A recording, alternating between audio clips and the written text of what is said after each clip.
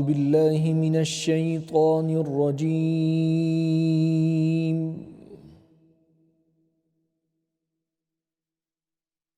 بسم الله الرحمن الرحيم.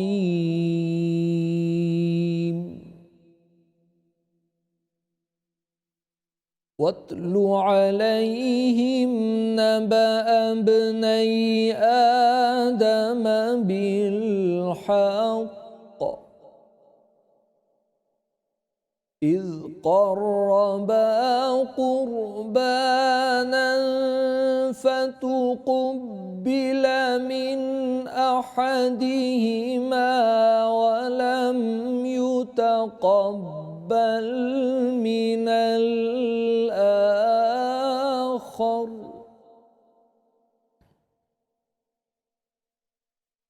قال لأقتلنك قال إنما يتقبل الله من المتقين.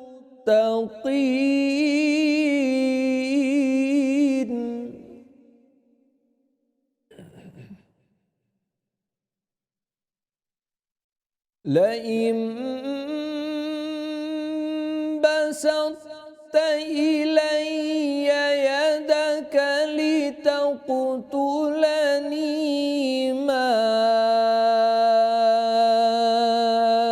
أنا بباسط يدي إليك لأقتلك إني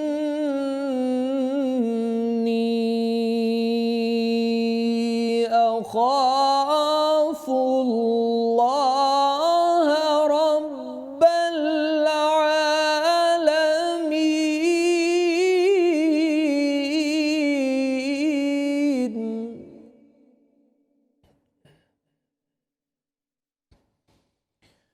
إني أريد أن تبوء بإثمي وإثمك فتكون من أصحاب النار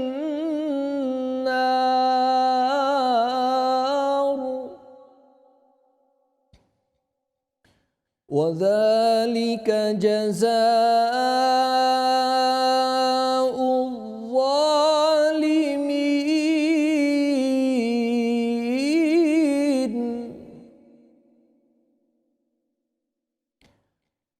فطوعت له نفسه قتل أخيه فقتله فأصبح من الخاسرين.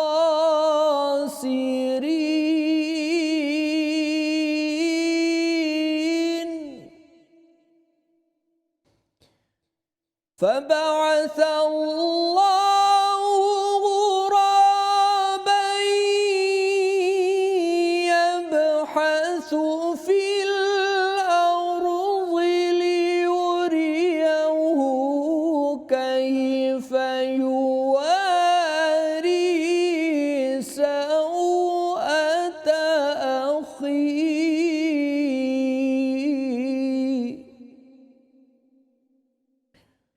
قال يا ويلتى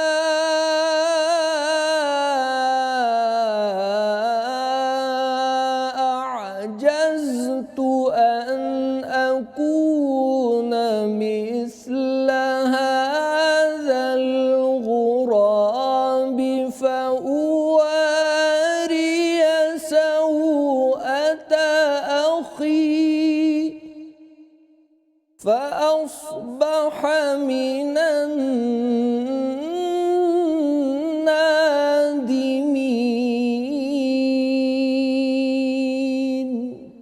صدق الله العظيم.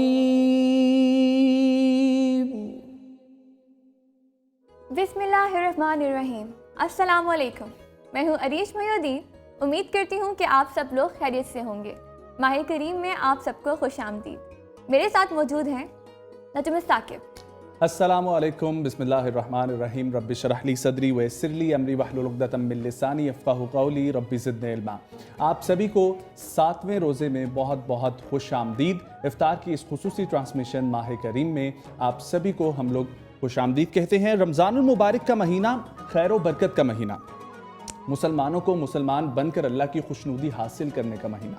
پکارنے والا پکارتا ہے کہ ہے کوئی جو مجھ سے حاصل کرے، لیکن ہم لوگ غفلت میں پڑے ہوئے ہیں اور غفلت کی نیند سوئے ہوئے ہیں۔ دینے والا تو بے دریغ لٹاتا ہے، لیکن ہم کیا لینے والے بن رہے ہیں؟ بہت ہی خوبصورت بات کہ قدسیوں میں ہے مسرت کی لہر دوڑی ہوئی، شور ہے آج فلک پر آمد رمضان کا، قید ہوتے ہیں شیاطین اس مبارک ماہ میں، گیت گاتے ہیں فرشتے عظمت سبحان کا۔ کیا بات ہے۔ ابھی جو ہم نے تلاوت قرآن پاک سماعت فرمائی، اسے پڑھنے کی سعادت حاصل کی قاری راشد عزیز نے۔ ان آیات کا مرکزی موضوع ہے حسد و بغض۔ حسد ایک ایسی بیماری ہے جو انسان کی روح اور قلب کو بیمار کر دیتی ہے۔ حسد ایک ایسا زہر ہے جو انسان پیتا خود ہے لیکن مرنے کی توقع دوسروں سے کرتا ہے۔ بے شک، بالکل ٹھیک کہا عریش نے۔ تلاوت کلام پاک کے بعد بڑھتے ہیں نعت رسول مقبول صلی اللہ علیہ وآلہ وسلم کی طرف۔ میں لب کشا نہیں ہوں، میں لب کشا نہیں ہوں، اور محو التجا ہوں، میں محفل حرم کے میں محفل حرم کے آداب جانتا ہوں، میں لب کشا نہیں ہوں۔ یہ روشنی سی کیا خوشبو کہاں سے آئی، شاید میں چلتے چلتے روزے تک آ گیا ہوں، میں لب کشا نہیں ہوں۔ پھولوں کی طرح میری سانسیں مہک رہی ہیں، اور آنسوؤں کے موتی، اور آنسوؤں کے موتی میں نظر کر رہا ہوں، میں لب کشا نہیں ہوں۔ طیبہ کے سب گداگر پہچانتے ہیں مجھ کو، طیبہ کے سب گداگر پہچانتے ہیں مجھ کو خبر نہیں تھی، مجھ کو خبر نہیں تھی، میں اس قدر بڑا ہوں، میں لب کشا نہیں ہوں۔ اقبال مجھ کو اب بھی یہ محسوس ہو رہا ہے، اقبال مجھ کو اب بھی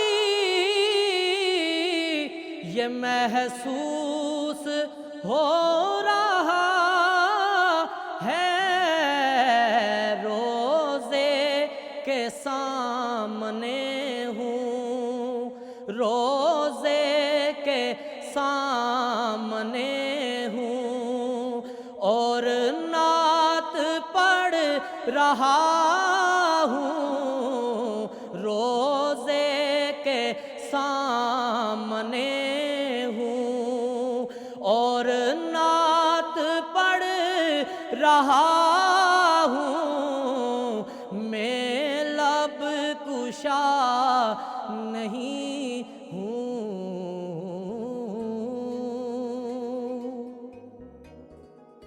ماشاءاللہ، سبحان اللہ۔ آج کا ہمارا موضوع انتہائی اہم موضوع ہے، حسد اور بغض۔ رسول اللہ صلی اللہ علیہ وآلہ وسلم کا فرمان ہے کہ حسد نیکیوں کو اس طرح کھاتا ہے جس طریقے سے آگ لکڑی کو کھا جاتی ہے، یعنی گویا معلوم ہوا کہ آپ کوئی بھی جب عمل کرتے ہیں، گناہ کرتے ہیں، تو اس گناہ کا آپ کو جو ہے وہ اس کو بھگتنا پڑتا ہے، اس ایک گناہ کو، لیکن حسد کی وجہ سے آپ کی تمام تر نیکیاں جو ہیں وہ بھی ضائع ہو جاتی ہیں۔ یقینی طور پر کوئی بھی اخلاقی برائی جو ہے وہ نقصان دہ ہوتی ہے، اس کا دنیا میں بھی اجر آپ کو مل جاتا ہے اور آخرت میں بھی ملتا ہے، لیکن حسد سے انسان دنیا میں ہی اس کیفیت کا شکار ہونے لگ جاتا ہے کہ اس کا دل مطمئن نہیں ہوتا، اس کا دماغ جو ہے وہ بھاری رہتا ہے، بوجھل بوجھل سی طبیعت رہتی ہے، اور آخر میں تو حاسد کی جو بتائی گئی ہیں کہ کیا سزا ہوگی وہ ہم اپنے مفتیان کرام سے پوچھیں گے۔ لیکن ہمیں یہ دیکھنا چاہیے کہ حسد، ہم لوگ یہ تو دیکھتے ہیں کہ ہمیشہ اگلے کی طرف ہم لوگ غور کرتے ہیں کہ وہ حسد کر رہا ہے، وہ بغض رکھ رہا ہے، وہ کینہ کر رہا ہے، لیکن ہم لوگ خود کو بھول جاتے ہیں، کیونکہ ہم لوگ زندگی میں عریج کسی نہ کسی موقع پر بغض سے، حسد سے لازمی گزرے ہوتے ہیں۔ ایک بچہ جو چھوٹا پیدا ہوتا ہے، اگر ایک ماں باپ کی ایک اولاد ہے، 1 سال 2 سال 3 سال بعد جب اس کا دوسرا کوئی بہن بھائی آئے گا تو سب سے پہلے اس بچے کے دل میں ایک چھوٹا سا یہ حسد وہاں سے پنپنا شروع ہوتا ہے، کہ ظاہری بات ہے پورے خاندان کی اٹینشن ہوتی ہے، اور پھر وہ اٹینشن جس طریقے سے ڈائیورٹ ہوتی ہے۔ تو آج ہم اس کے اوپر بات کریں گے، بہت سارے سوالات ہیں ہمارے پاس، میں اپنے پینل کی طرف چلوں گا، اپنے جو گلدستہ ہے ان سے تعارف کروائیں گے۔ ہمارے ساتھ موجود ہیں جناب مفتی احسان الحق ہزاروی صاحب، السلام علیکم حضرت، بہت شکریہ۔ وعلیکم السلام ورحمۃ اللہ۔ اور ان کے ساتھ جو شخصیت تشریف فرمائے آج سے ہمارے اس گلدستے کا حصہ بن چکے ہیں، ہم شروع سے چاہتے تھے کہ وہ ہمارے اس گفتگو میں شامل ہوں، لیکن آج ان کا شکریہ وہ ہمارے ساتھ شامل ہوئے، اور یہ سفر آخر رمضان تک انشاءاللہ اسی طریقے سے چلتا رہے گا۔ ہمارے مینٹور بہت ہی پیاری شخصیت جناب سید حسن عباس صاحب، السلام علیکم سر، بہت شکریہ سر۔ اور ان کے ساتھ ہمارے بہت ہی پیارے بھائی، کلام کا سلسلہ بھی چلتا رہتا ہے، متی الرحمان نفیسی صاحب، متی بھائی بہت شکریہ۔ حسن بھائی آپ سے آغاز کروں گا۔ سب سے پہلے تو ہم لوگ یہاں سے آ جاتے ہیں کہ قرآن و حدیث کی روشنی میں بغض اور حسد کی کیا تعلیمات ہیں؟ نجم، تھوڑا سا ایک بیک گراؤنڈ سمجھنا ضروری ہے کہ ایک تو ہم یہ دیکھتے ہیں کہ ہر سال رمضان آتا ہے اور گزر جاتا ہے، ہم میں انڈیویجول طور پہ، انفرادی طور پہ شاید کچھ تبدیلی آتی ہو، لیکن ہم کلیکٹو سوشل تبدیلی نہیں دیکھ پاتے، ویسے کہ ویسے ہی ہیں، ہمیں وہی سب چیزیں موجود ہیں۔ صحیح بات۔ ایک تو یہ ایلیمنٹ ہے۔ سیکنڈلی مجھے ایک حدیث قدسی یاد آ رہی ہے کہ اللہ تعالیٰ فرماتا ہے کہ عبدی اطانی اجلک مثلی، اے میرے بندے میری اطاعت کر، تجھے اپنی مثل کر دوں گا۔ میں ہائی ہوں، مجھے موت نہیں آتی، تجھے بھی ہائی کر دوں گا، تجھے بھی موت نہیں آئے گی۔ میں غنی ہوں، میرے لیے میں غنی ہوں، میرے لیے فقر نہیں ہے، تجھے بھی ایسا غنی کر دوں گا، تجھے فقر نہیں ہے۔ اور میں جو چاہتا ہوں ہو جائے گا، ہو جاتا ہے، تجھے بھی ایسا کر دوں گا جو تو چاہے گا ہو جائے گا۔ یہ کچھ شرائط ہیں، اس کی کچھ شرائط ہیں۔ ہم میں تیسرا نقطہ یہ ہے کہ ہم میں بیک وقت صفات ملکوتیہ اور صفات حیوانیہ رکھی گئی ہیں۔ جو بھی آپ نے مثال دی چھوٹی سی بچے کی، بیسیکلی وہ ایک اینیمل انسٹنکٹ ہے کہ اپنے علاوہ کسی اور کو اپنی جگہ نہیں دینا چاہتا اپنی ماں کی گود میں۔ آپ نے دیکھا جو ایون نیشنل جیوگرافی میں دیکھا ہوگا آپ نے، چھوٹے جانور ہیں وہ بھی جب ماں کا دودھ پی رہے ہوتے ہیں تو آپس میں فائٹ کرتے ہیں، ٹھیک ہے، ایک جو دوسرے کو ہٹانے کی کوشش کرتے ہیں۔ तो वो एनिमल इंस्टिंक्ट है, अल्लाह ने हमारे लिए रखा है सर्वाइवल के लिए, बका की जंग के लिए। हमारे अंदर वो एक सर्वाइवल इंस्टिंक्ट मौजूद है। इसकी मौजूदगी में कोई भी शख्स हमें अपनी जगह से हटा देगा तो वो, लेकिन मसला ये आता है कि जब वो इंस्टिंक्ट, सर्वाइवल इंस्टिंक्ट अपनी हद से बढ़ना शुरू हो जाता है, जब हम तवाज़ुन लूज़ करना शुरू हो जाते हैं, तो हसद उसी की एक एक्सटेंसिव फॉर्म है, उसमें थोड़ा सा बाद में बात करूँगा ना, वहाँ से बैकग्राउंड करते हैं। अब ये जो हमारे अंदर सिफ़ात हैवानियाँ हैं, ये हमारे साथ हिजाबात की शक्ल में मौजूद है। अच्छा, हमारे बंदे और रब के बीच में जितने हिजाबात हैं, उनकी तादाद उन सिफ़ात हैवानिया के बराबर है जो उसकी ज़ात में पड़े हुए हैं। इन सिफ़ात हैवानिया से मुराद है कोई भी, इसको सिफ़ात रज़ीला भी कह सकते हैं, झूठ, चोरी, बोस, डिसऑनेस्टी, बदआनती, अब जितनी भी आप समझ लें कि इंसानों में जो इखलाकी बुराइयाँ हैं वो सिफ़ात हैवानिया की उसमें मौजूद है। ठीक है। जैसे जैसे आप इस सिफ़ात हैवानिया की चेक लिस्ट को ख़त्म करते जाएंगे, वैसे वैसे आप और उसके दरमियान हिजाब ख़त्म होता जाएगा। वाह, क्या खूबसूरत। देखिए ऐसा नहीं है कि, देखिए हम कहते हैं, आप अक्सर, हम तमाम मुसलमान नियत करते हैं नमाज की, 2 रकात नमाज पढ़ते हो कुर्बतन इल्लल्लाह, अल्फाज मुख्तलिफ हो सकते हैं, पंजाबी, उर्दू, लेकिन बेसिकली नहीं होती कि मैं अल्लाह के कुर्ब के लिए नमाज पढ़ता हूँ। तो वो तो किसी जगह है ही नहीं है, तो क्या आप डिस्टेंस वाइज कुर्ब की बात कर रहे हैं? ये कुर्ब मानवी है। और एक हदीस है कि अल्लाह कहता है कि सरकार फरमाते हैं कि उसके अखलाक अपनाओ, उसके अखलाक अपनाओ, उसके तो क्या मतलब, अब अच्छा वो नज़र तो आता नहीं है, उसको किसी ने देखा नहीं है, गैर मालूम, मतलब वजूद रखता है, जसद नहीं रखता, वजूद है, जसद नहीं है, तो अब हम उसको कैसे देखें, उसके अखलाक कैसे अपनाएं? तो फिर यहाँ पे क़िबला साहब, लामा साहब की मदद लूँगा कि ईमान वालों, हम अपने रसूल की पैरवी करो, अगर तुम अल्लाह ताला की इत्तबा करना चाहते हो तो रसूल की पैरवी। इसका मतलब कि हमारे सामने एक एलिमेंट, एक अमली नमूना हमारे सरकारी की शक्ल मौजूद है। आप इनकी इत्तबा करें, आप उसकी इत्तबा कर रहे हैं, वहाँ तक यहाँ तक इस्टेब्लिश हो गया। अब जो बात करने की है, अगर हमारी बात तो तमाम मुसलमानों तक, तमाम भाइयों पाकिस्तानियों तक जा ही रही है, जब तक आपके अंदर सिफ़ात हैवानिया, सिफ़ात रज़ीला ख़त्म नहीं होते, आपकी इबादत भी कबूलियत के लिए लटकी रहती है, इंतज़ार करते रहती है। उनका फिर डिफरेंट लेवल है, किसी का कम हो पे ज़्यादा, और जो अपनी इस जोहद में, इस एफर्ट में अपने अंदर से सिफ़ात हैवानिया ख़त्म करता चला जाता है, वो उसी कुर्ब मानवी के तौर पे आप माने में करीब हैं। इसकी मिसाल यूँ समझ ले, एक दीवार है, उसके सामने एक चिराग जल रहा है, और उसी दीवार पे उस चिराग का एक हेवला होगा, एक रोशनी आ रही होगी, उसी चिराग और दीवार पे अगर आप एक आईना लगा दें, वो आईना सारे का सारा अक्स उस चिराग का अपने अंदर समो लेगा, बिल्कुल समो लेगा। ठीक है, अगरचे के वो चिराग हो सकता है उससे ज़्यादा फासले पे हो, फिजिकल डिस्टेंस पे ज़्यादा हो, और दीवार थोड़ा से करीब हो, लेकिन मानवी तौर पे उस आईने ने सारे का सारा अक्स अपने अंदर समेट लिया। यही कुर्बे मानवी है। वाह। जब आप किसी जैसा होते चले जाते हैं, आप उस जैसा बनना शुरू हो जाते हैं। तो इसका मतलब ये है कि हसद और बुग़्ज़ के कोई पॉजिटिव एस्पेक्ट्स भी हैं? नहीं। क्योंकि देखें, आपने जैसे कहा ना कि सर्वाइवल इंस्टिंक्ट्स होती हैं, कुछ ट्रेट्स इंसान के अंदर होती हैं, तो हो सकता है कि इस चीज़ की वजह से इंसान खुद को बेहतर करने की कोशिश करता है। मैं इस पर थोड़ा सा बाद में करूँगा, थोड़ा सा अर्लियर क्वेश्चन है, हम इस पर बात करेंगे आगे। लेकिन पहले हम ये अंडरस्टैंड कर लें कि हसद और बुग़्ज़, पहले तो देखा कि तो इन तमाम सिफ़ात की मौजूदगी में हम आगे ग्रो नहीं कर सकते। हमारी इबादत, आप सोचते हैं यार दुआ कबूल नहीं होती, कभी आपने देखा बहुत से लोगों ने किया। 2 शराइतें आसान सी, रिज़्क़ हलाल खाएं और सच्ची ज़ुबान बोले, आपको दुआ करने की ज़रूरत ही पेश नहीं आएगी, मुकाम कौन पे आ जाएंगे आप। कोई लंबी चौड़ी बात नहीं है इसके लिए, कोई रॉकेट साइंस नहीं है। हम वो उन बुनियाद से हटे हुए हैं जो कि हमारे सरकार करीम सल्लल्लाहु अलैहि वसल्लम ने तालीम फरमा दी।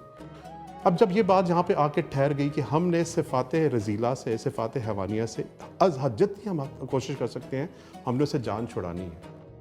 उनमें एक है हसद, और हसद इज़ डिफाइंड एज, हसद वो जज्बा है जो किसी दूसरे शख्स के पास नेमत को देखकर आपके दिल में तकलीफ और दुख की सूरत पे आता है, उसको हसद कहते हैं। बिल्कुल, वो किसी भी तरीके से हो सकता है, उसके माल से हो सकता है, उसके इल्म से हो सकता है, उसके हुस्न से किसी हो शख्स के ऊपर सकता कोई नेमत है, कोई रहमत है, कोई करम है, उसके पास कोई अता है, उसकी शक्ल सूरत अच्छी है, उसकी आवाज़ अच्छी है, उसके पास अल्लाह ने दुनियावी जाह, नेमत, हशमत, जो कुछ अता, कोई भी नेमत है किसी शख्स के पास मौजूद है, उसको देख कर दिल में तकलीफ اور پھر یہ خواہش کہ نعمت اس سے چھن جائے، یہ حسد کہلاتا ہے۔ ایک دو لفظ استعمال تو ہوتے ہیں۔ حسن بھائی اگر میں آپ کو معذرت کرتا کلامی کے لیے، لیکن جو دنیا میں پھر میں دیکھتا ہوں صبح شام اٹھتے بیٹھتے، یہ تو ہر ایک کے اندر پھر پایا جا رہا ہے۔ جی دیکھیے موجود ہے، ٹھیک ہے، اور حسد کی ایک معافی بھی ہے۔ میں اس کا لی اس دن بلکہ پچھلے ہفتے کی بات ہے کہ 4 حدیث پڑھ رہا تھا کہ آپ حسد ایک فطری جذبہ ہے، 7 کہ غالباً 9 چیزیں جو کہ امت محمدیہ کو معاف کی گئی ہیں، مطلب کوئی کسی چیز سے لا علم ہے، اس سے قصور سرزد ہوتا ہے، وہ معافی ہے، کوئی چیز بھول ہے، نسیان ہے، وہ معافی ہے اس کی، مثلا کسی نے کوئی چیز استعمال کر لی، اس کو پتہ نہیں تھا، یا اگر کوئی شخص سوتا رہ گیا، نماز چھوٹ گئی تو معافی ہے۔ اس پہ پہلا ایک جذبہ کہ جو آپ کے دل میں پہلی دفعہ حسد ہے، اس کی معافی ہے۔ اچھا، اس کو آپ نے گرو نہیں کرنے دینا، اس کو آپ نے بڑھنے دینا، اس پہ آپ نے ایکٹ نہیں کرنا۔ یہ فیل ہو تو جی ایک اس پہ بھی بات کرتے ہیں۔ حسن بھائی اگر معذرت دوسروں کی طرف ہم لوگ بڑھ لیں، ٹھیک ہے، کیونکہ بہت ہی خوبصورت گفتگو ہو رہی ہے۔ مفتی صاحب مجھے یہ فرمائیے گا کہ حسد سے اب معلوم ہو گیا، ایک تو یہ وضاحت فرما دیں کہ ہمیں خود کیسے پتہ چلے گا کہ ہمیں کسی سے حسد ہے، اور اگلے کی پہچان ہم کیسے کر سکیں گے کہ اس شخص کو میرے ساتھ حسد ہے، اور اس سے پھر بچنا کیسے ہے، یہ بھی ذرا فرما دیجیے۔ بسم اللہ الرحمن الرحیم، نحمدہ ونصلی علی رسولہ الکریم۔ حسد کے بارے میں جیسے کہ آپ نے سنا کہ یہ وہ کیفیت ہے جو کسی دوسرے کے پاس موجود نعمت کے زائل ہونے کی تمنا پیدا کرتا ہے انسان کے اندر۔ بلکہ حضرات علماء کرام نے حسد کے بھی درجات بیان فرمائے ہیں۔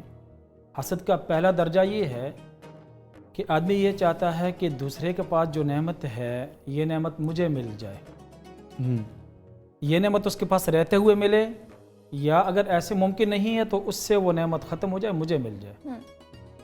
دوسرا درجہ اس کا یہ ہوتا ہے کہ آدمی یہ چاہتا ہے کہ یہ نعمت دوسرے سے زائل ہو جائے اور مجھے مل جائے، کنفرم طور پہ دوسرے سے زائل ہو جائے، ختم ہو جائے، اس کے پاس نہ رہے اور مجھے مل جائے۔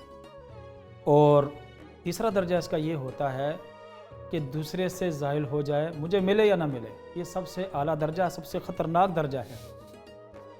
ٹھیک ٹھیک، اس کے پاس یہ چیز لیکن نہ مفتی رہے۔ صاحب پہلی والی جو چیز تھی کہ کسی کے پاس اگر کوئی اس کو اللہ نے علم عطا کیا ہے، ٹھیک ہے، ہم یہ چاہ رہے ہیں کہ ہمارے پاس بھی یہ علم ہو اور اس کے پاس بھی رہے، تو یہ کس قسم کا حسد ہو؟ دیکھیں یہ وہ درجہ ہے، یہاں پر جو ہے نا اصل میں یہ جو پہلا درجہ ہے، یہاں 2 چیزیں ہیں کہ اس کے پاس رہتے ہوئے مجھے مل جائے، یا اگر ایسے ممکن نہیں ہے تو اس سے چھن جائے اور مجھے مل جائے، یہاں یہ چیز بھی ہوتی ہے۔ یعنی اپنا ملنا وہاں ناگزیر ہے، مجھے بہرحال ملنا چاہیے، اب اس کے ساتھ جو معاملہ ہے ہوتا رہے، ٹھیک ہے، یہ کم تر درجہ ہے۔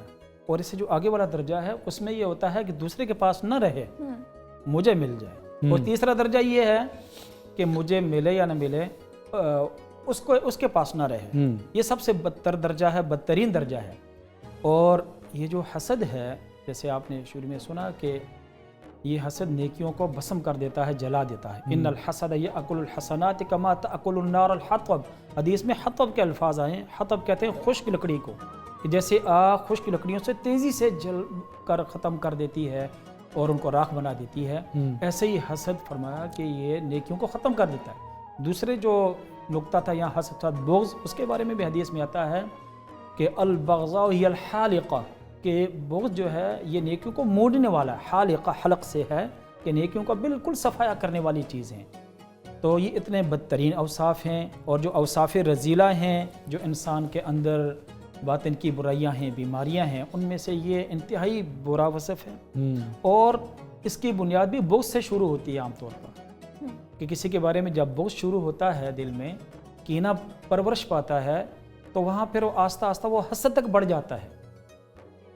تو یہ انتہائی قبیح صفت ہے، لیکن اس کے ساتھ ساتھ یہ حسد ایسا عمل ہے کہ جو دوسرے کا نقصان اتنا نہیں کرتا جتنا حاسد کا اپنا نقصان کرتا ہے۔ عربی میں ایک شعر ہے، للہ در الحسد ما اعدلہ بدأ بصاحبہ فقتلہ، کہ اللہ ہی کے لیے حسد کی خوبی ہے، اس قدر انصاف دار ہے کہ وہ حسد کرنے والے سے شروع کرتا ہے اور اس کو ہی مار کے رکھ دیتا ہے۔ دوسرے کو نقصان ہو یا نہ ہو، لیکن حسد کرنے والا اپنے حسد کے اندر خود بخود جلتا ہی رہتا ہے، وہ ہر وقت تکلیف میں ہی رہتا ہے، تو جو حاسد ہے اس کو بھی کبھی چین نہیں ہوتا۔ بالکل بالکل۔ یہاں پر ایک بات اور بھی میں وضاحت کرنا چاہتا ہوں جی کہ جیسے بہن نے بھی یہ بات کہی کہ یہ تو پھر ہر ایک کے اندر یہ وصف پایا جاتا ہے اور اس کا کوئی مثبت پہلو بھی ہے یا نہیں ہے، تو اس حوالے سے میں یہ وضاحت کروں گا کہ جہاں تک حسد ہے وہ تو شر ہی شر ہے، برائی ہی برائی ہے، بلکہ برے اوصاف میں سے بدترین وصف ہے، لیکن اس سے ملتی جلتی ایک دوسری چیز ہے، اس کو رشک کہا جاتا ہے۔ رشک کرنا، رشک کہا جاتا ہے، عربی میں اس کو غبطہ کہتے ہیں۔ چنانچہ ایک حدیث پاک میں آتا ہے لا حسد الا علی اثنین، کہ حسد جائز نہیں ہے مگر دو لوگوں پر، رجل آتاہ اللہ مالا فسلطہ علی حلقتہ، کہ اللہ کسی کو مال دے اور پھر اس کو توفیق دے وہ اس کو بانٹ دے، تقسیم کر دے اللہ کی راہ میں۔ اور دوسرا فرمایا ورجل آتاہ اللہ الحکمہ وہو یقضی بہا ویعلمہا، او کما قال صلی اللہ علیہ وسلم، فرمایا کہ اللہ کسی کو حکمت دے اور وہ اس حکمت اور دانائی کے موافق فیصلے کرے اور لوگوں کو بھی اس کی تعلیم دے۔ تو فرمایا ان دو پر حسد جائز ہے، لیکن یہاں حسد اپنے اصطلاحی معنی میں نہیں ہے جس کی ہم نے ابھی تعریف کی، یہاں حسد غبطہ کا معنی میں ہے، رشک کے معنی میں ہے۔ رشک کیا ہوتا ہے کہ جو دوسرے کے پاس محنت، جو دوسرے کے پاس خوبی ہے، بھلائی ہے، چاہتا ہے کہ یہ مجھے بھی مل جائے، دوسرے کے نعمت کی زوال کی یہاں تمنا نہیں ہوتی، بلکہ وہ چیز چاہتا ہے کہ یہ چیز مجھے بھی مل جائے۔ تو یہاں فرمایا اگر ویسے تو کسی پہ فرمایا کہ رشک بھی نہیں ہونا چاہیے، کیونکہ دنیا کی جو چیزیں ہیں، نعمتیں ہیں، وہ عارضی ہیں، ان پہ انسان کا جی نہیں للچانا چاہیے، لیکن اگر کہیں کسی نے رشک کرنا ہی ہے تو فرمایا ان دو چیزوں پہ کرنا چاہیے کہ اللہ نے کسی کو حلال کی روزی دی، حلال مال دیا، کھلا مال دیا، اور وہ اللہ کی راہ میں اس کو بے دریغ خرچ کر رہا ہے، اور دوسرا وہ شخص جس کو اللہ تعالیٰ نے دین کی سمجھ بوجھ عطا فرمائی اور وہ اس کے مطابق لوگوں کو تعلیم بھی دیتا ہے، اس کے مطابق فیصلے بھی کرتا ہے، تو یہ دو چیزیں قابل رشک ہیں۔ بالکل، کیا بات ہے۔ میری سرمتی سے کوشچن ہے کہ ایسی کیا سوچ ہے، ایسی کیا کیفیت ہے جو انسان کو حسد اور بغض میں مبتلا کر دیتی ہے؟ شکریہ عریج۔ زمین اور آسمان پہ ہونے والا سب سے پہلا گناہ وہ حسد سے ہی شروع ہوا تھا۔ ابلیس جو بڑا مقرب فرشتہ تھا وہ کیوں راندہ درگاہ ہوا؟ حسد تھا اس کے اندر کہ میں آگ سے بنا ہوا ہوں، میری اٹھان ہی مختلف ہے، یہ مٹی کا بنا ہوا ہے، تو یہاں سے معاملات خراب ہونا شروع ہو۔ اور پھر زمین پہ جب ہم آ گئے تو زمین پہ سب سے پہلا گناہ بھی حسد ہی تھا، یا اس کی کوئی قسم تھی، کہ قابیل اور حابیل میں جب وہ صدقہ کرنے کا ہوا پہاڑوں پہ، دونوں نے رکھ دیا، اللہ نے حابیل کا قبول کر لیا اور قابیل کا رد کر دیا، تو یہاں سے وہ پہلا گناہ جو قتل کا یہاں سے شروع ہوا، حسد بیس بنی اس کی۔ تو یہ ایسا برا عمل ہے کہ اللہ تعالیٰ کی نظروں میں بندہ خوار ہو جاتا ہے، ذلیل ہو جاتا ہے، راندہ درگاہ ہو جاتا ہے، جیسے ابلیس ہوا، جیسے کبھی، یعنی بیس بن گئی انسانی معاشرے میں قتل کی وجوہات ہیں۔ ہم نے کچھ کرائم نجم پروگرام کیے اور جتنے بھی ہم لوگوں سے ملے جیلوں میں، تو 90% اس کے پیچھے جو ہے وہ حسد کا جذبہ جو ہے وہ کار فرما تھا۔ حسد کی وجہ سے یہ ہے ہی معذرت، جرائم کی طرف تو جائیں تو پھر تو ہے ہی حسد اور بغض۔ تو اللہ تعالیٰ اس سے ہم سب کو پناہ دے۔ مجھے جو آپ نے بات کی اور حسن صاحب نے، مفتی صاحب نے بات کی رشک کی، حسد اور رشک دونوں ایک جیسے ہی ہیں، لیکن رشک جو ہے وہ بہتر چیز میں ہوتا ہے۔ مجھے عبداللہ بن ملک بہت بڑے محدث تھے، ان کا ایک واقعہ یاد آ گیا کہ انتقال ہوا تو ایک شاگرد کو خواب میں ملاقات ہوئی، تو شاگرد سے کہنے لگے کہ اللہ تعالیٰ نے مجھے بخش دیا، لیکن تجھے پتہ ہے کہ جو میرے گھر کے سامنے ایک لوہار تھا اس کا درجہ جنت میں مجھ سے اونچا ہے۔ اب وہ پریشان ہو گئے کہ یہ کیا بات ہو گئی کہ ایک محدث جس نے ساری زندگی درس حدیث دیا، اس سے آگے ایک لوہار، وہ اس سے آگے ایک لوہار ہے۔ تو وہ شاگرد کہتا ہے کہ میں اس کی اہلیہ سے ملا اور اس سے پوچھا کہ کیا معاملہ کہ کیا معاملہ ہے، دنیا میں کیا کیا ٹھیک۔ تو اس نے کہا جی کہ باقی سارے معاملات تو ٹھیک ہیں، لیکن یہ جب شیخ عبداللہ درس حدیث دیتے تھے یا قرآن پاک رات کو پڑھاتے تھے तो ये कहता था कि अल्लाह अगर तूने मुझे इतनी आसूदगी दी होती, मुझे इतना राहत दी होती, मैं अपने मामलात में ना उलझा हुआ होता, मैं मज़दूरदार ना होता, दिहाड़ीदार ना होता, तो मैं अब्दुल्ला बिन मालिक की तरह तेरी इबादत करता। अल्लाह अकबर, सुभान इस वजह से अल्लाह ताला ने उसका दर्जा हज़रत अब्दुल्ला बिन मुबारक से ऊपर रखा।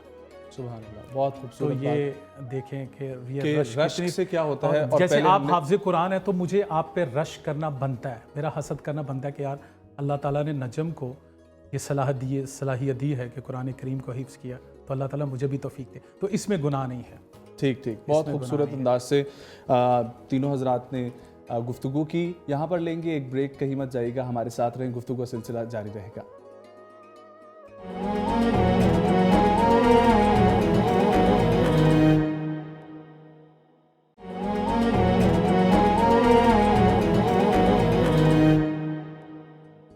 माह करीम में आप सबको खुश आमदीद। मैं हूँ अरीश महिउद्दीन और मेरे साथ मौजूद है नजम साकिब।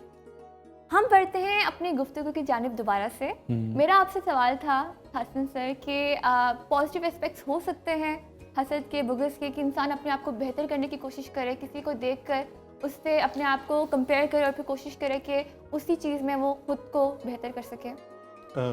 अरीश, ऐसा है, खुदा ने कोई भी चीज़ जो खल्क़ की है वो हिकमत के बगैर पैदा नहीं की। बेशक जब ये जज्बा हमें मौजूद है, जिसको हम हसद कहते हैं, खुदा ने हमें रखा है फितरी तौर पे, थोड़ा सा इसको देखने की ज़रूरत है कि है क्यों। हम इसकी थोड़ी सी मिसाल लेते हैं। एक इंसान में एक क़ुव्वत है जिसको कहते हैं क़ुव्वत जज़्ब व दिफ़ा। इंसान फ़ायदे को एब्जॉर्ब करता है, लेना चाहता है और अपने से नुकसान को, ज़रर को, तकलीफ़ को दूर करना चाहता है। इस क़ुव्वत जो जज़्ब व दिफ़ा है, इसको अगर आप एक अंग्रेज़ी के लफ्ज़ है कंटिन्यूम, मतलब आप एक जहन में तसव्वुर करें, बचपन में आता आपको ग्राफ होता था, एक लाइन लगाते थे, एक तरफ +10, एक तरफ -10, दरमियान में 0, ठीक है। आप उसका एक कंटिन्यूस कर लें। जो हमारी रेनबो है वो भी कंटिन्यूम आती है, जो कि रेड से शुरू के वायलेट पे जाती है, एक कंटिन्यूम है, एक तसलसल है। इसी तरह आप अपने जो हम सुनने वाले, देखने वाले, एक तस्वर कर लें कि एक कंटिन्यूम है जिसकी एक तरफ +10 है, एक तरफ -10, उसके बिल्कुल बीच में 0 है, 0 है। जो क़ुव्वत जज़्ब दिफ़ा है, हद से ज़्यादा बढ़ जाए तो हमाकत कहलाएगी। आप किसी मुखालिफ पार्टी के जाके बीच पे या लड़ से जाके सियासी नारा लगाएं, आपकी पिटाई होगी, बिल्कुल जायज़ ठीक है। तो इसका मतलब अच्छा, और इसका हद से कम होना बुज़दिली कहलाएगी। बिल्कुल ठीक है, फारसी में बुज़ कहते हैं बकरी को, बुज़दिली बकरी का दिल। तो आप जब अपनी ज़रूरत के मुताबिक भी अपनी चीज़ों का तहफ़्फ़ुज़ ना कर सकें, डिफेंड ना कर सकें, तो हम उसको बुज़दिली कहते हैं। एक -10 और एक्सट्रीम 10 है कि आप खामखा अपने आप को जो है वो बहादुरी ऐसी जगह दिखाया जहाँ की ज़रूरत नहीं थी। क़ुव्वत जज़्ब व दिफ़ा का सही मौके पर आक़िलाना इस्तेमाल कहलाएगा शजाअत। इसके बिल्कुल दरमियान में, एग्जैक्टली दरमियान में, जिस तरह सरकार का फरमान है खैरुल उमूर औसतहा, किसी अम्र का खैर उसकी बिल्कुल मिड लाइन में होता है, एक्सट्रीम हो गया। अब इसी तरह से अल्लाह ताला ने हम में क़ुव्वत जज़्ब व दिफ़ा रखी, इसका बैलेंस अनबैलेंस करना हमारे बस में डाल दिया। हम चाहें तो आउट ऑफ बैलेंस हो जाएं, अपनी जान के दुश्मन बन जाएं, चाहे तो आप इस तरफ चले जाएं, बिल्कुल ही लोग हमें सब कुछ हलाक कर डालें, मार डालें। अब इसी तरह से हमें जितनी भी जो हमें चीज़ें रखी गई हैं, वो हमारी जो इंस्टिंक्ट है, जबिल्लत है, एक है भूख, हमें एक भूख रखी गई, इसलिए रखी कि हम अपनी ज़िंदगी की बका कर सकें। एक्सट्रीम तरफ चले जाएंगे तो मज़म्मत है, इस तरफ बिल्कुल खाना पीना छोड़ देंगे तो आपके अंदर अक्सर बहुत सी लड़कियां डाइटिंग के चक्कर में बिल्कुल they get very very lean और बाद में उनको स्टमक इश्यूज होने शुरू होते हैं, तो वो एक्सट्रीम है। इसका सबसे बेस्ट है जो उसको कहते हैं बिल्कुल दुरुस्त सही मिकदार में, जिसको सेहत है आपकी पॉजिटिव। इसी तरह से ये जो हसद है, ये भी एक ऐसा ही जज्बा है। इसका बिल्कुल एक्सट्रीम ना होना आपको कंपटीशन में नहीं जाने देगा कि आप दूसरों से बेहतर बनने की सलाहियत नहीं होगी। आप जैसे हैं वैसे ही बैठे रहेंगे, कोई नहीं, अल्लाह तवक्कल है, बैठे हुए। और तवक्कल की डेफिनेशन भी हमारी गलत हैं जी, वो भी हमने ही समझा बात को। लेकिन हमारे अंदर ऑल टुगेदर ये सेंस ऑफ कंपटीशन खत्म हो जाएगी कि हमने बेहतर बनना है, दूसरों से बेहतर बनना है, बेहतर होना है। ऑल टुगेदर एब्सेंस -10, اس طرف ایکسٹریم کہ جو دوسروں کے پاس آ رہا ہے ہو سکتا ہے اس نے اپنی محنت سے کس طرح سے جیسے بھی اللہ سے کرم کیا اس کا میں بغیر ایفرٹ کے بغیر محنت کو اسے چھین کے اپنے پاس کر لوں, یہ بھی ایکسٹریمٹی ہے. اس کا جو بیان اس کی مڈ لائن کیا بنتی ہے, جو کنٹرول ہے, جو بیلنس ہے کہ آپ اس کے لیے اپنی ایفرٹ بھی کر رہے ہوں, ساتھ ساتھ اللہ سے دعا کریں کہ یا اللہ تو نے اس فنا شخص سے فضل کیا, تو مجھ پہ بھی فضل اور کرم فرماتا کہ میں بھی اسی نعمت سے مستفید ہو سکوں, 100% ایکسیپٹڈ ہے. لیکن اگر آپ یہ خواہش کر بیٹھے کہ وہ اس سے چھن جائے, اس سے ہٹ جائے, پھر وہ قبلہ نے فرمایا کہ جی اس لیول کا حسد کہ مجھے ملا نہ ملے اس کو نہیں ملنا چاہیے, اور یہ ہمارے معاشرے میں ایک بہت بڑی. اچھا دوسری بات, میں اب نجم وہ سرکار کی حدیث بول رہے تھے اور میرے ذہن میں اچانک ایک بات آئی, کیا وجہ ہے کہ آگ کی طرح نیکیوں کو کھا جاتی ہے؟ کوئی تو ہوگی, مطلب اور کسی کے بارے میں نہیں کہا گیا, اور 2-3 اور چیزیں ایسے ہیں جس کے بارے میں فرمان ہے, لیکن حسد کے بارے میں کیا وجہ ہے کہ یہ نیکیوں کو انسان کی باقی خوبیوں جو کو میرے سمجھ میں آتی ہے حسن بھائی وہ تو یہ ہے کہ ہم اللہ کی نعمتوں کا کسی اور پر جو ہے انکار کر رہے ہیں. ایک تو یہ بات ہو گئی ہے, اس پہ ایک اور پوائنٹ بڑا امپورٹنٹ ہے, اللہ کی تقسیم حسن بھائی کہیں کہیں اللہ کی تقسیم سے مطلب آپ اللہ کی تقسیم پہ سوال اٹھا رہے ہیں. سوال اٹھا رہے ہیں. اللہ تعالیٰ ارشاد فرماتے ہیں بالکل بالکل کہ اس کو دیا مجھے نہیں دیا. آتاہم اللہ من فضلی, کہ کیا وہ لوگوں سے حسد کرتے ہیں جو اللہ نے ان کو اپنے فضل سے دیا ہے. تو یہ گویا کہ اللہ کی تقسیم پہ اعتراض ہے. اور جو حسن بھائی کی بات تھی یہ جو بین والی, اس پہ مجھے حسن بھائی ایک شعر یاد آ گیا, میں آپ کو ہدیہ کرنے لگا ہوں کہ میں خیر و شر کے توازن میں رہنا چاہتا ہوں. میں خیر و شر کے توازن میں رہنا چاہتا ہوں. مجھے پتا تو چلے مجھ میں کیا زیادہ ہے. یہ جو حسن صاحب نے بات فرمائی, میں عرض کروں گا اس حوالے سے کہ جو ڈیفینیشن انہوں نے کی ہے یہ در حقیقت غصے کے بارے میں ہے کہ ایک طرف شجاعت, ایک طرف بزدلی. غصہ کس قدر انسان کے اندر ہونا چاہیے, اور یہ قوت مدافعات انسان اس کے ذریعے دفاع کر سکتا ہے. میرے خیال میں اس پہ مستقل اگر کبھی ڈسکشن ہو تو انشاءاللہ تعالیٰ We are discussing about اعتدال, میانہ روی. جی کہ مطلب وہ جو اریج نے سوال کیا تھا, میانہ روی درس دیا گیا ہے, یہی تھا جو اریج نے سوال کیا کہ مطلب ایگزیجریشن نہیں ہونی چاہیے اور نہ بالکل لو لیول پہ چلے جائیں, درمیان میں آپ بین چلتے رہیں تاکہ معاملات جو ہے وہ ٹورڈز اللہ بہتر ہمارے. آئی ہوپ کہ آپ کو اپنے سوال کا جواب مل گیا. جی بالکل. لیکن اس سے مجھے ایک اور سوال ذہن میں آیا کہ اب کچھ چیزوں میں تو ہم اس چیز کو برداشت کر سکتے ہیں, کچھ چیزوں میں تو ہم اس سے بچ سکتے ہیں, لیکن کچھ جیسے آپ نے کہا نیچرل انسٹنکٹ ہوتی ہے تو وہ آپ کے رشتوں میں بھی ہو سکتی ہے. جیسے میاں بیوی کے درمیان اگر بیوی زیادہ کما رہی ہے تو شوہر زیادہ فیل کرتا ہے کیونکہ وہ گھر کا بڑا ہوتا ہے, سربراہ ہوتا ہے, تو یہ چیزیں وہ فیل کرتا ہے. یا پھر کسی آفس والے انوائرمنٹ میں کولیگز کے درمیان میں حسد ہو جاتی ہے, تو اس سچویشن میں کیا کرنا چاہیے؟ تھوڑا سا اس کا جواب جو ہمارے سائیکولوجیکل ڈیولپمنٹ میں, ہماری سائیکی میں موجود ہے. ایک سب سے بڑی بات یہ کہ 2 اسکول آف تھاٹس ہیں, یا 2 بچوں کو 2 طریقے سے پڑھا جاتا ہے, یا ہماری پیرنٹنگ, ہمارے والدین ہماری تربیت کرتے ہیں, وہ 2 بڑے اس کو پہلو سے ہیں. آپ نے سنا ہے جو پیسے ہیں درختوں پر نہیں اگتے, کبھی سنا ہے یہ بات؟ ٹھیک ہے, یہ اس تھاٹ کو ظاہر کرتی ہے. میں اگر والدین سن رہے ہیں تو آپ جو خاص میں چھوٹے بچوں کے والدین ہیں, کبھی اپنے بچوں کے سامنے پیسے کی کمی کا رونا مت روئیں, کبھی بھی مت روئیں. Never tell them. اس کی وجہ یہ ہے 2 مینٹلٹیز ہیں, ایک ہے ایبنڈنس, ہر چیز وافر ہے, اور ایک ہے مینٹلٹی اسکیسٹی کہ ہر چیز کم ہے.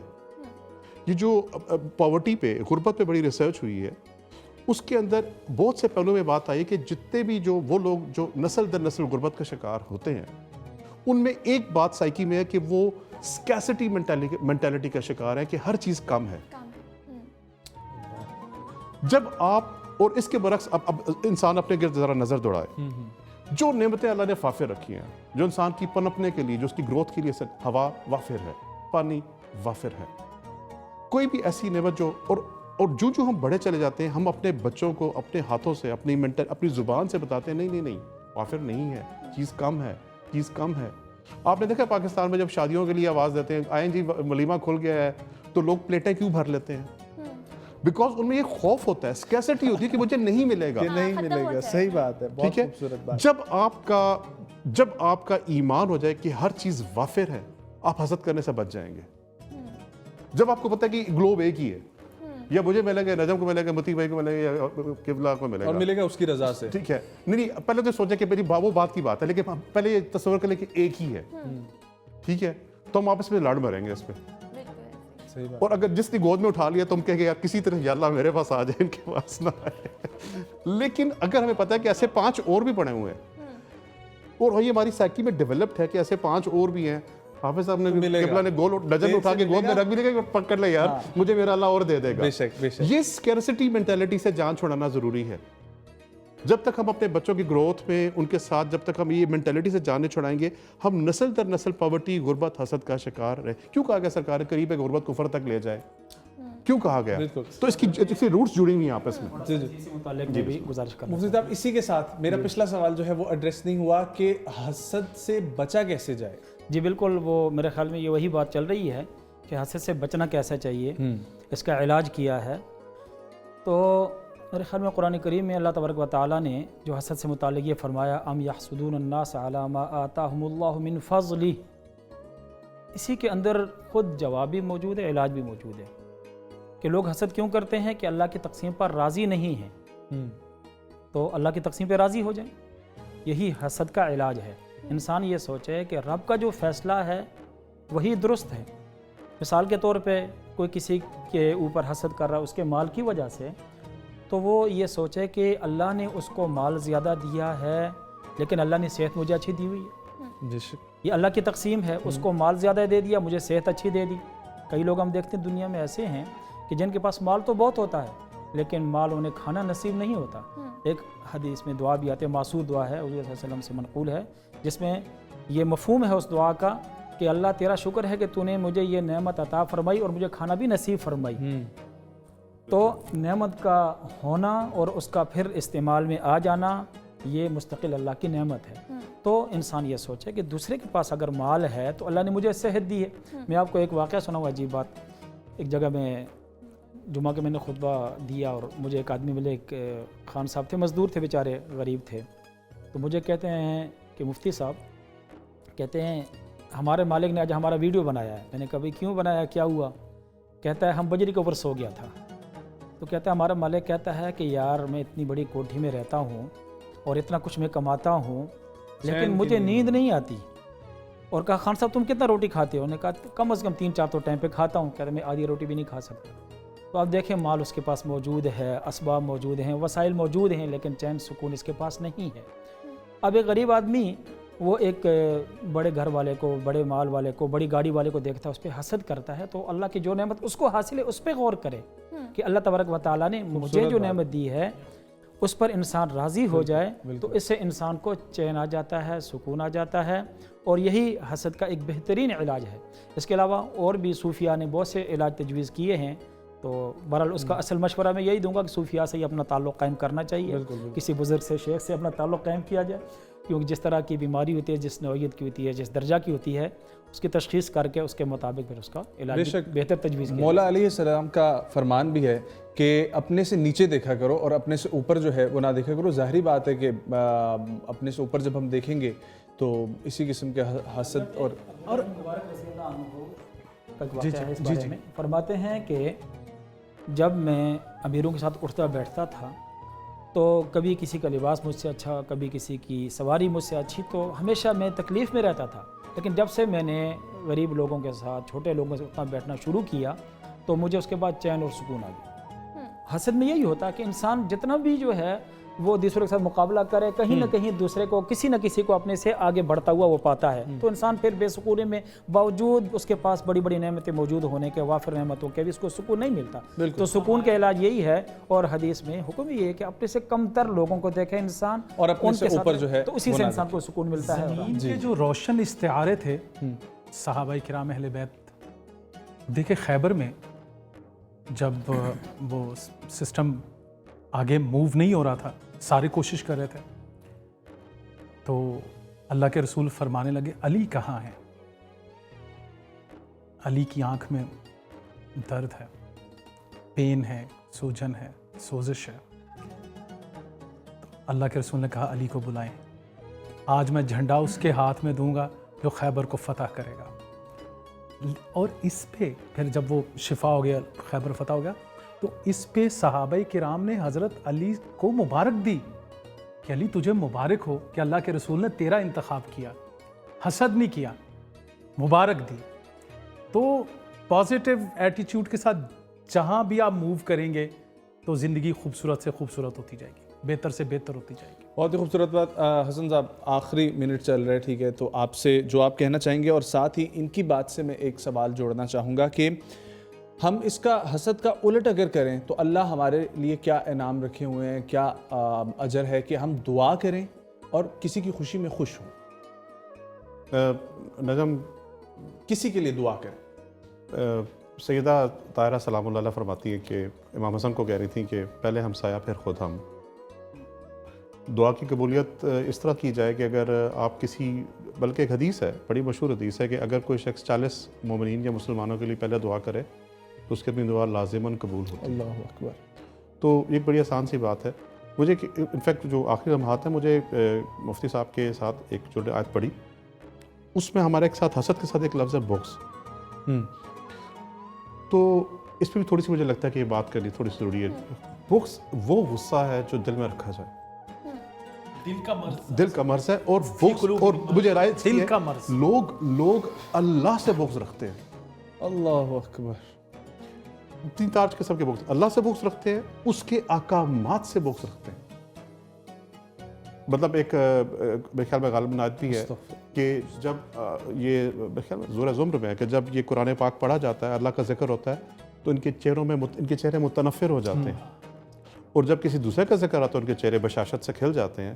تو آپ ذکر اللہ سے بغض رکھتے ہیں، بالکل ٹھیک ہے۔ پھر ایک اور جگہ ہے کہ جب اللہ کے فیصلوں پہ، اللہ کے احکامات میں، ہم نے دیکھا اکثر لوگ، بہت سے لوگ آج کل، بہت سے آپ کو لگے کہ سوڈو ماڈرنزم میں اللہ تعالیٰ کے احکامات پہ انگلی اٹھا رہے ہیں، یہ 4 شادیوں کے ایجاد کیے ہوئے ہیں، دلوں میں اللہ کے فیصلوں کے خلاف بغض ہے۔ تو ہم اپنی اللہ تعالیٰ کے دین میں رہتے ہوئے بھی اس کے دین کو نہیں مان رہے۔ یا ایھا الذین آمنوا آمنوا، اے ایمان والو ایمان لاؤ، ٹھیک ہے۔ تو ہم اپنی قلیل عقلوں کی بیسس کے اوپر اس عزیز الحکیم کے احکامات پہ، اس کی جو اس نے ہمیں سوسائٹی بنانے کا پورا کلیہ فارمولہ، اصول، قوانین دیے ہیں، ہم نہ صرف ان پہ انگلی اٹھاتے ہیں بلکہ ہمارے دلوں میں ان کے خلاف ایک غصہ بھی موجود ہے۔ اس غصے کے ہوتے ہوئے آپ اپنی نہ عبادات قبول کروا سکتے ہیں، کچھ بھی نہ نہیں، اپنی دعائیں قبول کروا سکتے ہیں، کچھ بھی نہیں۔ اور کبھی ناممکن سی بات ہے۔ تو جب تک یہ حسد اور بغض ہمارے دلوں میں موجود رہے گا، تب تک ہم شاید کھانا بھی تو کھاتے رہے، اور فرمودات سرکار کی صلی اللہ علیہ وسلم کی روشنی میں ہمارے کوئی عبادت جو ہے قبولیت کی طرف نہیں بڑھ سکتی جو اس کا حق حاصل۔ بہت شکریہ حسن بھائی، بہت شکریہ مفتی صاحب، بہت شکریہ مدی بھائی۔ عریش کچھ کہنا چاہیں گے آخر میں؟ میں یہ کہنا چاہوں گی کہ آج میں نے تو یہ سیکھا ہے کم از کم کہ انسان کو حسد کرنے کے بجائے محنت کرنی چاہیے، کیونکہ انسان کو ملتا وہی ہے جو اس کے نصیب میں لکھا ہوتا ہے، اور کوشش کرنی چاہیے کہ وہ خود کو بہتر انسان بنا سکے۔ بالکل، اور جاتے جاتے وَمِن شَرِّ حَاسِدٍ اِذَا حَسَد، حاسد سے اللہ کی پناہ مانگو۔ اسی کے ساتھ آج کے افطار کی اس خصوصی ٹرانسمیشن سے دیجیے اجازت، آپ لوگوں سے ملاقات ہوگی 8ویں روزے میں۔ آپ سبھی کو 7واں روزہ بہت بہت مبارک ہو۔ السلام علیکم ورحمۃ اللہ۔